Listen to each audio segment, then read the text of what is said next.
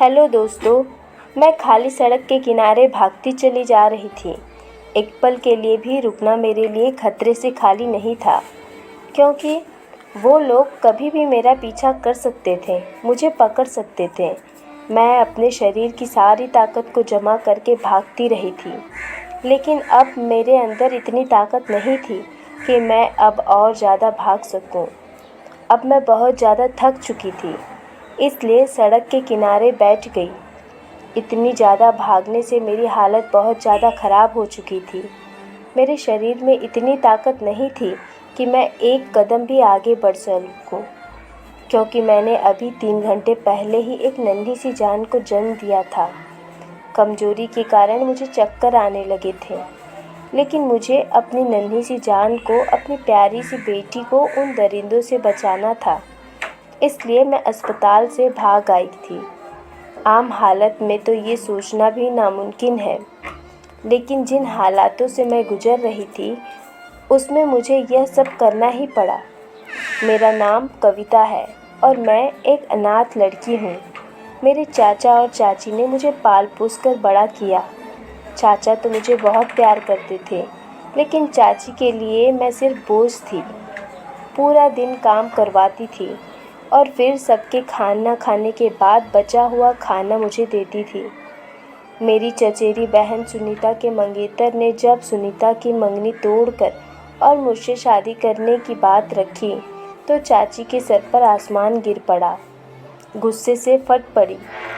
मेरी ज़िंदगी तो वैसे ही तकलीफ़ों से भरी थी। सुनीता के मंगेतर ने मेरी ज़िंदगी में और ज़्यादा कांटे बो दिए। चाची ने मुझे बालों से घसीटते हुए एक कमरे में बंद कर दिया था और पूरे दिन खाने को कुछ भी नहीं दिया था। चाचा मुझसे बहुत प्यार करते थे, लेकिन वह बूढ़े हो चुके थे और चाची के सामने उनकी नहीं चलती थी। अगले दिन चाची ने मुझे बाहर निकाला, एक जोड़ा कपड़ा मेरी तरफ फेंका और मुझसे कहा, इसे पहनकर तैयार हो जाओ, आज तुम्हारी शादी है। मैं हक्का बक्का सी चाची का मुँह देख रही थी। दूसरे शहर में चाची की एक सहेली रहती थी। उनके बेटे से चाची ने मेरी शादी करवा दी। मैं चाची के टुकड़ों पर पलने वाली, मेरे अंदर इतनी हिम्मत न थी और ना ही इतनी औकात थी कि मैं चाची से सवाल कर सकूं कि जिससे आपने मेरी शादी कर रही हैं वह कैसा है। इसलिए चुपचाप उनके फैसले के आगे सिर झुका दिया। मैं चाचा के गले मिलकर बहुत रोई। चाचा ने प्यार से मेरे सिर पर हाथ फेरा था और मुझे दुआ दी थी कि जाओ बेटा, जहाँ रहो खुश रहो। मैं अमित की दुल्हन बनकर अमित के घर आ गई। मुझे लगा मेरे पति अमित के रूप में मुझे बड़ा सहारा मिल गया है। मेरी ज़िंदगी में जो मेरे माँ बाप के प्यार की कमी थी वह अमित पूरी करेंगे। लेकिन मुझे क्या पता था कि ये रिश्ते मेरे लिए जलते हुए अंगारों से कम नहीं होगा। अमित के घर में बहुत सारे लोग थे। अमित अपने घर में सबसे बड़े थे। अमित से छोटे 6 भाई बहन और 3 बहनें 3 भाई थे। अमित सबसे बड़े थे। मैं ये सोच रही थी कि मैं इस घर की बड़ी बहू बनकर आई हूँ, लेकिन यह मेरी गलतफहमी थी। मैं तो इस घर में नौकरानी बनाकर लाई गई थी। शादी की पहली रात अमित ने मेरे हाथों को अपने हाथों में थामते हुए मुझसे वादा किया था कि मैं तुम्हें दुनिया की सारी खुशियाँ दूँगा, तुम पर कभी कोई आँच नहीं आने दूँगा। वह पूरी रात अपनी बेपनाह मोहब्बत मुझ पर लुटाते रहे। अमित की बेपनाह मोहब्बत देखकर मुझे लगा कि जैसे मेरे दिल की बंजर ज़मीन पर ठंडी ठंडी फुहार पड़ रही हो। लेकिन यह खुशी भी मुझे ज़्यादा देर के लिए नसीब नहीं हुई। इस बार भी मैं खाली दामन ही रह गई। खुशियाँ इस बार भी मेरे पास आते आते रह गई थी। मुझे समझ आ गया था कि मेरी आजमाइशों का दौर अभी ख़त्म नहीं हुआ। मुझे मेरी औकात अगले ही दिन समझ आ गई थी, जब सुबह सुबह मेरी सास ने मेरे कमरे का दरवाज़ा ज़ोर ज़ोर से खटखटाया था। दरवाज़ा खोलते ही वो मुझे पर बरस पड़ी कि मैं हक्का बक्का से उनका मुंह देख रही थी। लगातार चीख कर बोलते जा रही थी। उनके शब्दों की आग मेरे पूरे शरीर को झुलसा रही थी।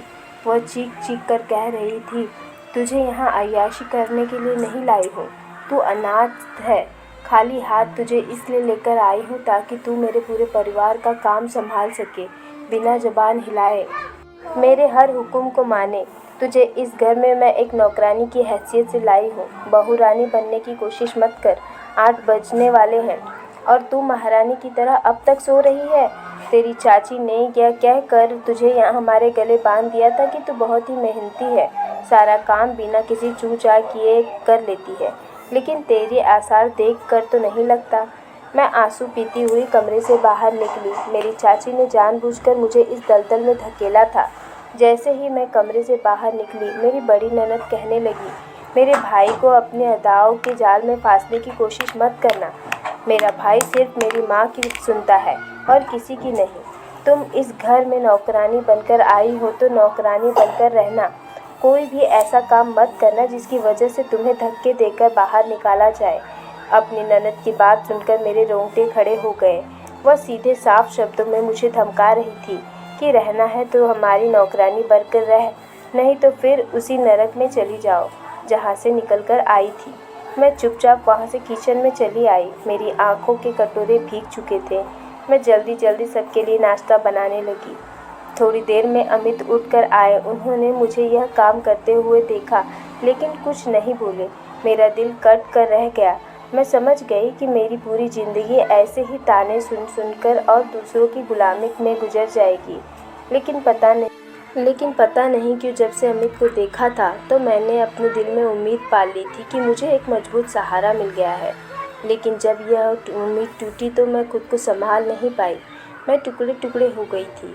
मेरी बड़ी ननद ने ठीक कहा था कि अमित अपनी माँ की हर बात आंख बंद करके विश्वास करता है।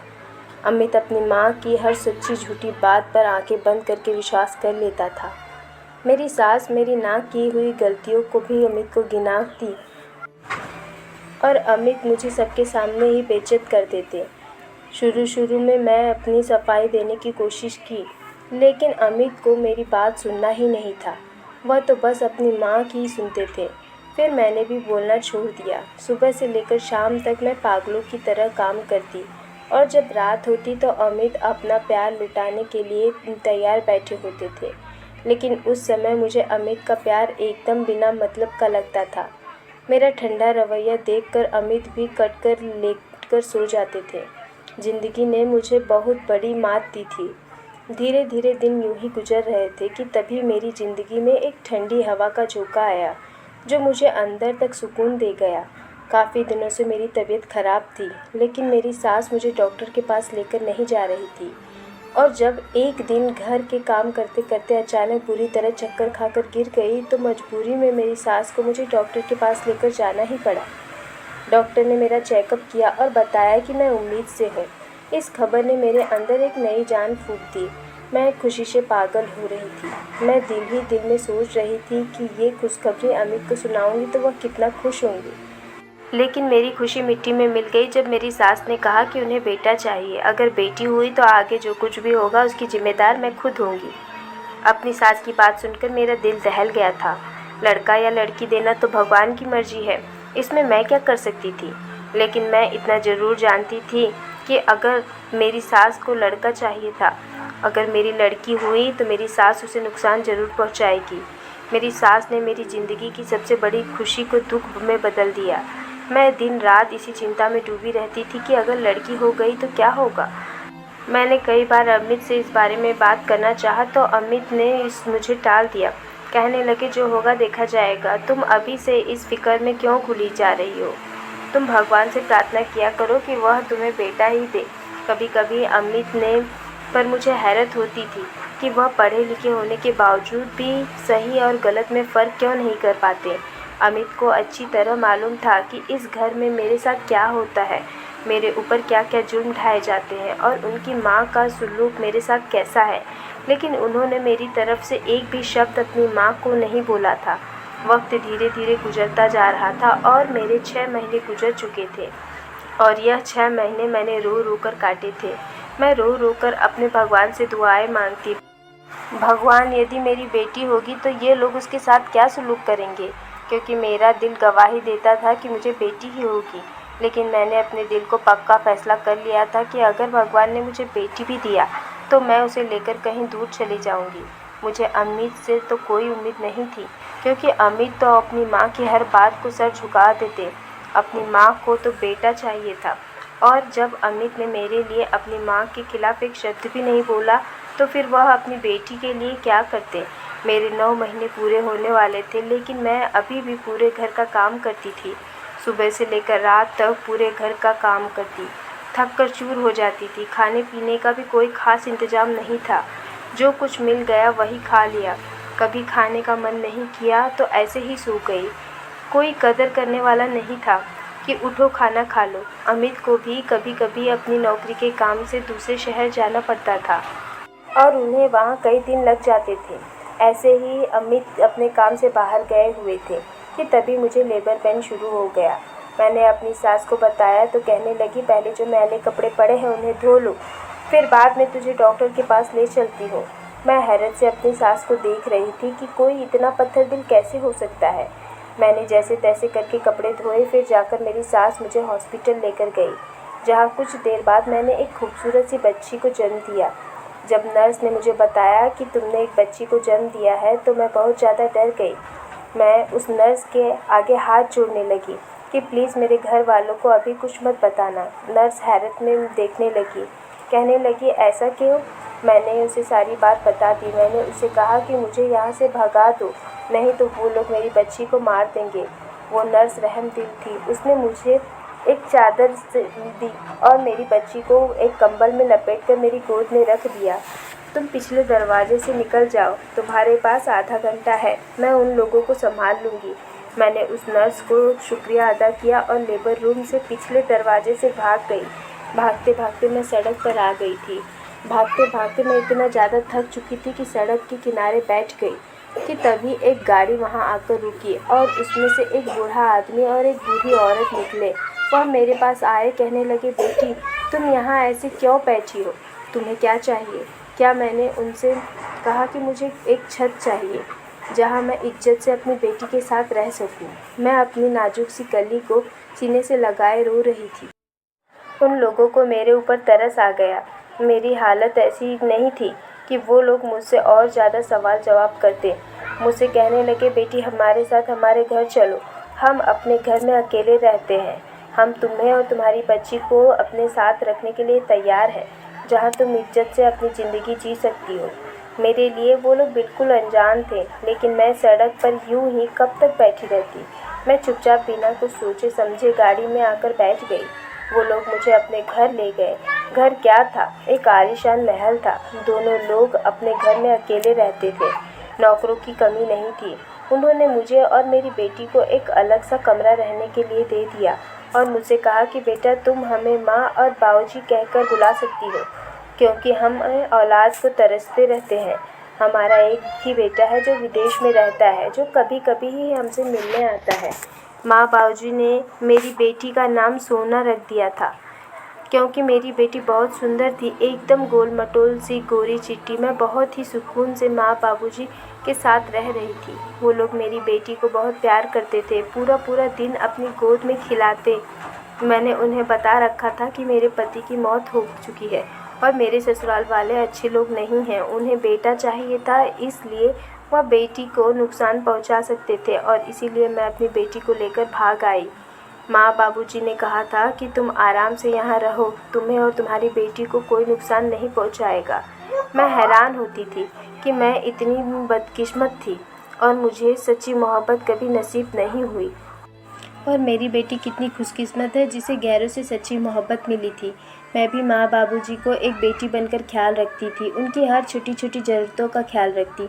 उनकी सेवा करके मुझे खुशी मिलती थी और वह भी मुझे दुआएं देते नहीं थकते थे। कहते थे, पिछले जन्म में ज़रूर कोई अच्छे काम किए होंगे जो तुम हमें मिली। अब मेरी बेटी 1 साल की होने वाली थी कि तभी माँ बाबूजी बीमार पड़ गए और बिस्तर पर लेट गए। मैं दिन रात उनकी सेवा में लगी रहती थी, पर एक दिन बाबूजी ने मेरा हाथ पकड़कर कहा कि कविता बेटा, मैंने तुम्हें अपनी सगी बेटी की तरह रखा है। मैंने तुम्हें सगी बेटी से भी ज़्यादा मोहब्बत की है और सोनी को तो मैं अपनी गोद में खिलाया हूँ। मैं नहीं चाहता कि हमारे मरने के बाद तुम बेसहारा हो जाओ। हमारी बीमारी का सुनकर मेरा बेटा विदेश से आ रहा है, तो मैं चाहता हूँ कि तुम्हारी शादी मैं अपने बेटे से करा दूँ। फिर तुम और सोनी हमेशा इस घर में रहोगी, तुम्हें कोई तकलीफ़ नहीं होगी। बाबूजी के मुंह से यह बात सुनकर मैं हक्का बक्का रह गई थी। मैं तो शादीशुदा थी, भला उनके बेटे से शादी कैसे कर सकती थी। मैं अभी भी अमित की पत्नी थी। मैंने मना करने के इरादे से बाबू की तरफ देखा, लेकिन उनकी उम्मीद भरी नज़रें मुझ पर टिकी हुई थी। मैं मना करते करते रह गई। मैं एक बीमार इंसान का दिल नहीं तोड़ सकती थी। मैंने सोचा जब उनका बेटा आ जाएगा तो उससे बात करूंगी कि मैं शादीशुदा हूँ और मेरा पति जिंदा है, और मुझे यकीन है वह मेरी बात को ज़रूर समझेगा और अपने माँ बाप को भी समझा लेगा। मेरी हाँ ने जैसे उनके अंदर एक जान फूंक दी हो। वो लोग कितनी खुशी से शादी की तैयारियां कर रहे थे कि मैं हैरान ही थी। मेरा एक एक दिन बहुत ही मुश्किल से कट रहा था। 2 दिन बाद उनका बेटा आने वाला था। आज घर में बहुत चहल पहल थी, बहुत ही रौनक थी। माँ बाबूजी ने पूरे घर को चमका रखा था, क्योंकि आज ही उनका बेटा आने वाला था। मैं माँ बाबूजी के साथ बैठी थी। सोनी हमारे बीच खेल रही थी कि तभी बाहर गाड़ी का हॉर्न बजा। माँ जी बोली, मेरा बेटा आ गया। तभी उनका बेटा अंदर दाखिल हुआ, जिसे देखते ही मेरे रोंगटे खड़े हो गए। यह तो अमित था, लेकिन अमित इनके बेटे कैसे हो सकते हैं। मेरे सिर पर आसमान गिर पड़ा था। मुझे कुछ समझ नहीं आ रहा था। फिर अचानक मैं बिजली की तेजी से सोनी की तरफ बढ़ी और उसे अपनी गोदी में उठा लिया और पीछे हटते हुए बोली, मेरे करीब आने की कोशिश मत करना, नहीं तो मैं तुम्हारी जान ले लूँगी। अगर मेरी बेटी को नुकसान पहुँचाया तो मैं तुम्हें नहीं छोड़ूंगी। अमित मेरी तरफ तेजी से बढ़े और कहने लगी, कविता तुम कहाँ चली गई थी? मैंने तुम्हें कितना ढूंढा, लेकिन तुम मुझे नहीं मिली। अमित जितना मेरे पास आ रहे थे मैं उससे उतना दूर जा रही थी। अमित के अंदाज में बेचैनी थी, बेताबी थी और अपनी बेटी से मिलने की तड़प थी, लेकिन मुझे कुछ भी दिखाई नहीं दे रहा था। मैं तो डर के मारे थर-थर काँप रही थी। मैं सोच भी नहीं सकती थी कि अमित से मेरा कभी सामना हो जाएगा। मेरे दिमाग में यही बात थी कि अमित मेरी बेटी को मुझसे छीन लेंगे। अमित मुझसे बार बार पूछ रहे थे कि कविता तुम कहाँ चली गई थी? प्लीज़ डरो मत, मैं तुम्हें और तुम्हारी बेटी को कोई नुकसान नहीं पहुँचाऊँगा। हम दोनों ही इस वक्त भूल गए हैं कि हमारे अलावा कमरे में माँ बाबूजी भी हैं। माँ बाबूजी हैरत से कभी कभी मुझे देखते तो कभी अमित को। उनकी तो कुछ समझ में नहीं आ रहा था। अमित बोले, कविता जब तुम मुझे छोड़कर चली गई थी, तुम्हें पता है मैंने तुम्हें कितना याद किया, तुम्हारी याद में कितना तड़पा हूँ। बेटी की खबर सुनकर मैं बहुत खुश हुआ था, लेकिन अगली खबर ने मेरे सर पर आसमान गिरा दिया था कि तुम बेटी को लेकर फरार हो गई हो। माँ ने मुझे बताया था कि तुम अपने आप पुराने आशिक के साथ भाग गई हो, लेकिन मेरा दिल कहता था कि तुम किसी के साथ नहीं भागी, बल्कि मेरी माँ से परेशान होकर अपनी बेटी को लेकर भाग गई हो। अमित सोनी को गोद में लेने के लिए मचल रहे थे, लेकिन मैं अब भी डर रही थी और सोनी को सीने से चिपकाए खड़ी थी। मैं अमित पर कैसे भरोसा कर लेती, जिन्होंने 1 साल तक मेरे हक के लिए कोई भी आवाज़ नहीं उठाई थी। फिर वैसे कैसे भरोसा कर लेती कि आज उनकी मोहब्बत अपनी बेटी के लिए जाग चुकी है। वह तो अपनी माँ की हाँ में हाँ मिलाने वाले बेटे थे, और उनकी माँ को तो बेटा चाहिए था ना। बाबूजी हैरत से यह सब कुछ देख रहे थे और हमसे बार बार पूछ रहे थे कि बेटा यह सब क्या है, क्योंकि उनकी नज़र में मैं विधवा थी और मैं भी यह जानना चाहती थी कि अमित उनके बेटे कैसे हो गए। अब बाबूजी ने सोनी को मेरी गोद से ले लिया और अपनी गोद में बिठा लिया था। फिर धीरे धीरे सारी गांठें खुलती गई। अमित माँ बाबूजी के ही बेटे थे। बचपन में ही उनके चाचा ने उन्हें गोद ले लिया था, क्योंकि उनके चाचा की कोई औलाद नहीं थी। लेकिन भगवान की मर्जी, अमित की गोद लेते ही उनके घर में बच्चों की लाइन लग गई। उनके घर 6 बच्चों ने जन्म ले लिया, 3 लड़के और 3 लड़कियां। अमित का एक बड़ा भाई था, उसका नाम प्रकाश था। वह माँ बाबूजी के साथ रहता था, लेकिन एक रोड एक्सीडेंट में प्रकाश की मौत हो गई। माँ बाबूजी अब बिल्कुल अकेले हो गए थे। उन्होंने अपने भाई से कहा कि अब अमित को मुझे दे दो। तुम्हारे घर तो भगवान की कृपा से 6 बच्चे हैं, लेकिन अमित की चाची एक लालची औरत थी। उनकी नज़र में बाबूजी के पैसे पर थी। वह अमित के जरिए बाबूजी के पैसे ऐंठती रहती थी, इसलिए उन्होंने अमित को कभी माँ बाबूजी के पास नहीं आने दिया और उसे अपने काबू में करके रखा। चाची उसे हमेशा इमोशनली ब्लैकमेल करती रहती और वह माँ बाबूजी के पास आते और खूब सारे पैसे लेकर जाते थे। अमित चाची से बहुत प्यार करता था, क्योंकि उसने बचपन से ही चाची को ही अपनी माँ के रूप में देखा था, इसलिए उसकी सारी बातें खुशी खुशी मान लेता था। एक बार चाची बाबूजी के पास आई और कहने लगी, अमित की पढ़ाई के लिए एक मोटी रकम की ज़रूरत है। बेटे की पढ़ाई का सुनकर बाबूजी ने भी एक मोटी रकम चाची को दे दी थी, लेकिन चाची ने उस रकम को अपने खर्च के लिए ले लिया और अमित को वैसे ही छोटे मोटे स्कूल में पढ़ाई कराती रही। माँ बाबूजी से यही समझते रहे कि उनका बेटा विदेश में सेटल है, वहीं पढ़ाई की है, वहीं नौकरी करता है, लेकिन उनका बेटा तो यहीं कोई छोटी मोटी सी नौकरी करता था। अमित ने भी अपनी माँ बाप को यह बात नहीं बताई थी, उन्हें दुख होगा। वो कभी कभी 2 साल में अपने माँ बाप से मिलने आता था और वह यही दिखाया करता था कि वह विदेश से आया है। इस वक्त भी अमित चाची के घर ही थे, अपने माँ बाप से मिलने आया था, लेकिन मुझे और अपनी बच्ची को देखकर अपने जज्बात को काबू नहीं कर सका और इसलिए सारा भेद खुल गया।